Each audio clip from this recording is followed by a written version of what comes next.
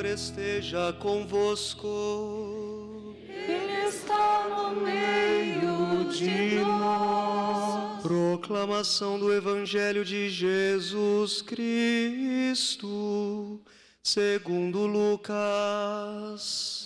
Glória a vós, Senhor. Naquele tempo, Jesus entrou num povoado, e certa mulher de nome Marta recebeu na sua casa. Sua irmã, chamada Maria, sentou-se aos pés do Senhor e escutava a sua palavra. Marta, porém, estava ocupada com muitos afazeres. Ela aproximou-se e disse: Senhor, não te importas que minha irmã me deixe sozinha com todo esse serviço? Manda que ela venha me ajudar. O Senhor, porém, lhe respondeu: Marta, Marta, tu te preocupas e andas agitada por muitas coisas. Porém, uma só coisa é necessária. Maria escolheu a melhor parte, e esta não lhe será tirada. Palavra da salvação. Glória a vós, Senhor.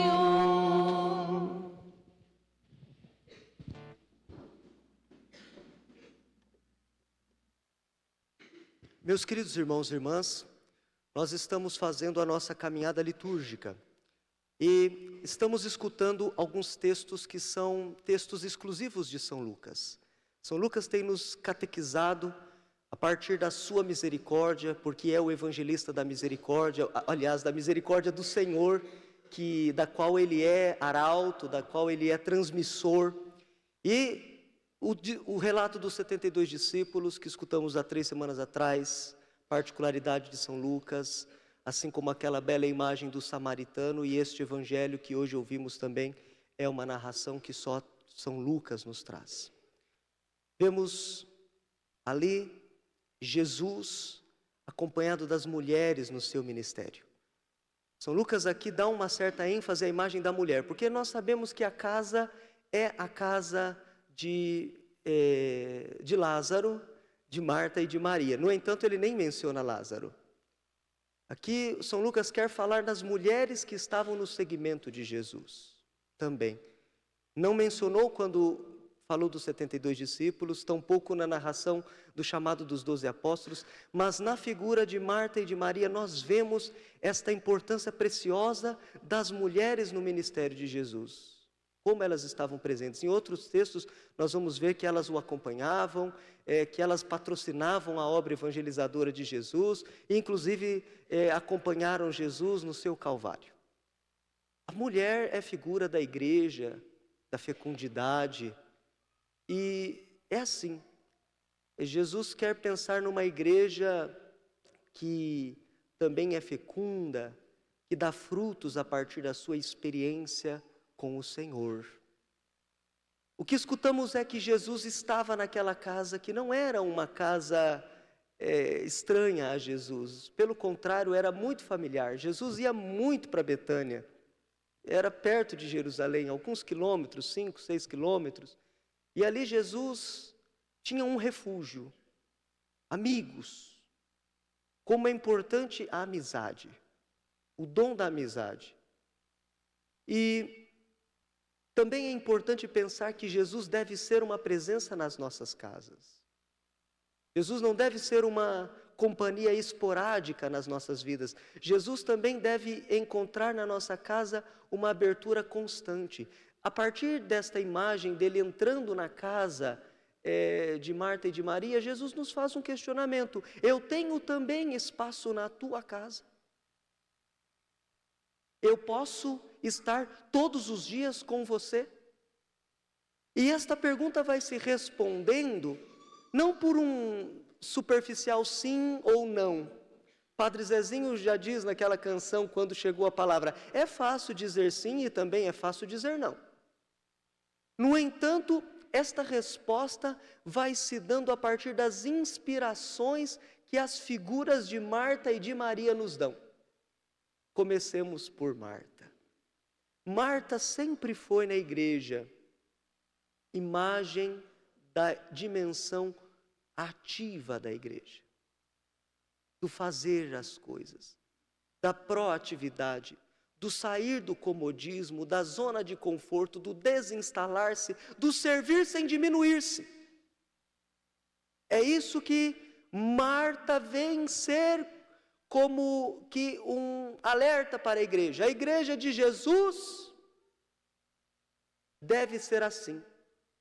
E olhando para a segunda leitura da carta de São Paulo aos Colossenses, nós percebemos que quem diz que ama a Deus, mas não encontrou no seu lugar na igreja, não fez uma experiência verdadeira com Jesus, não abriu completamente as suas portas. O que São Paulo está dizendo?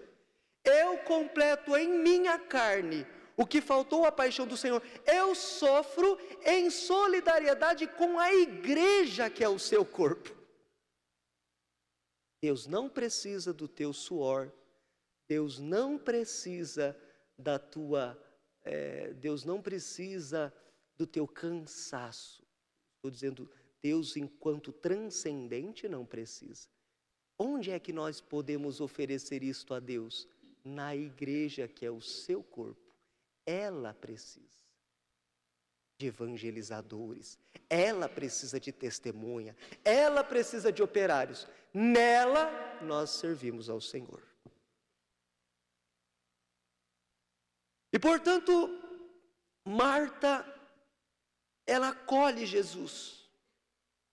Mas Marta já nos faz pensar na sociedade do cansaço. Jesus vai inclusive chamar a atenção de Marta quando ela questiona por que Jesus não corrige a irmã que está parada. Jesus vai dizer, Marta, tu te preocupas e anda agitada. Se nós formos olhar para o texto original grego e as palavras que estão ali, não seriam essas. Jesus disse para ela, por que você está tão desligada e ansiosa? As duas palavras têm esta significação que Jesus utiliza. Traduções às vezes não são tão fiéis. Por que você está tão desligada? A imagem que nós podemos usar, muito compreensível, é a imagem de hoje quem está na tua presença com o celular na mão.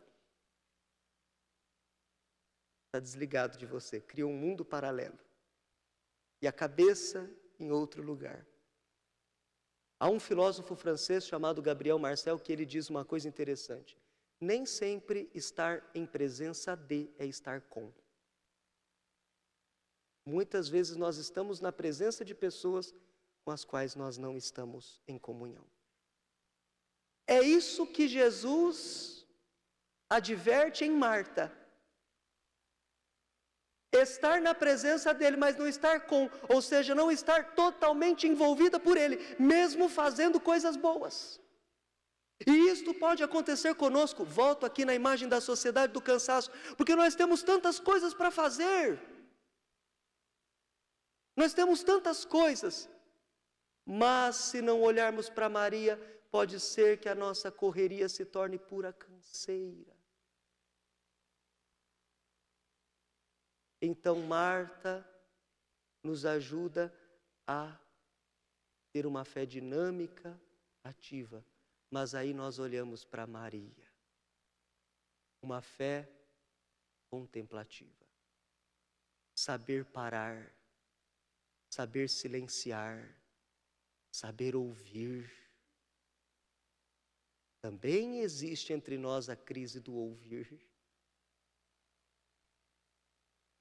Como é difícil ouvir, como é difícil sentar e ficar 1 hora na igreja, né?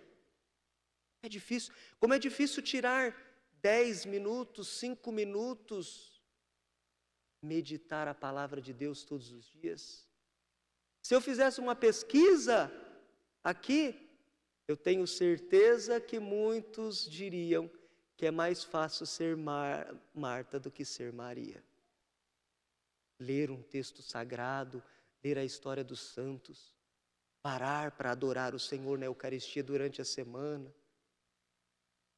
Mas isto é muito importante para ser discípulo de Jesus.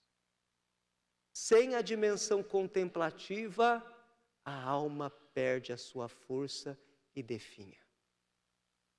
Sem a dimensão contemplativa, nós somos caminhões barulhentos e vazios. Dizem que o caminhão, quanto mais barulhento, ele está vazio, né? Bate para lá.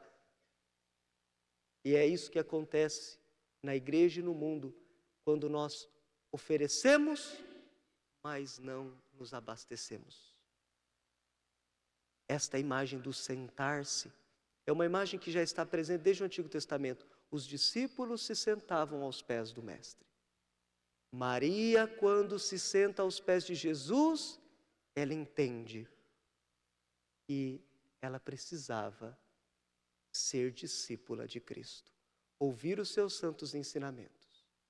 Então, com Maria hoje nós queremos ser a igreja que senta aos pés do Senhor e o ouve com gosto, satisfação, desejo de conhecê-lo. E queremos ser Marta, que levanta e o testemunha. Sentar para o escutar, levantar para testemunhar.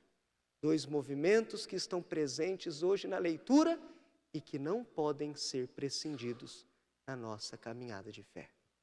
A primeira leitura, falando da hospitalidade de Abraão, nos diz que quando Abraão acolheu os anjos, na verdade ele acolhia a Deus. As nossas iniciativas de amor são oportunidades de conhecer a Deus, são oportunidades de acolher a Deus. E que nós possamos fazer isso. Acolher é uma bênção, servir é uma bênção. E só faz bem quem de fato está bem ligado e atento aos ensinamentos do Senhor. Não desligado e com a mente agitada como Marta. Mas nós podemos servi-lo melhor que ela, a partir do ensinamento que Jesus a deu e transmite a todos nós. Para terminar, meus irmãos, assim como nós somos convidados a abrir as portas da nossa vida e do nosso coração ao Senhor, nós temos uma expectativa de que, caminhando retamente nos seus caminhos, observando a sua palavra, um dia Ele nos acolha na sua casa. Porque o Salmo nos dizia justamente isso. O Salmo invertia um pouco a ordem da acolhida. Se na primeira leitura acolher a Deus, no desconhecido inclusive, Abraão não sabia que aqueles 3 anjos era Deus. E ali em Gênesis já se diz que é uma imagem da Santíssima Trindade. O Pai, o Filho e o Espírito Santo a avisar Abraão. E na Santíssima Trindade, e a Santíssima Trindade ainda não era plenamente revelada no Antigo Testamento. Mas ali já há uma figura da Santíssima Trindade se revelando. Depois com Jesus é que será plenamente revelada. Então acolher com o coração bem disposto é acolher a Deus. E isto nos dá a garantia de que um dia seremos acolhidos por Ele no céu. Senhor, quem morará na vossa casa? E no vosso templo santo habitará. Que possamos de fato amar o Senhor, permanecer aos pés dEle, testemunhá-lo e um dia compartilhar de sua presença celestial plenamente. Amém.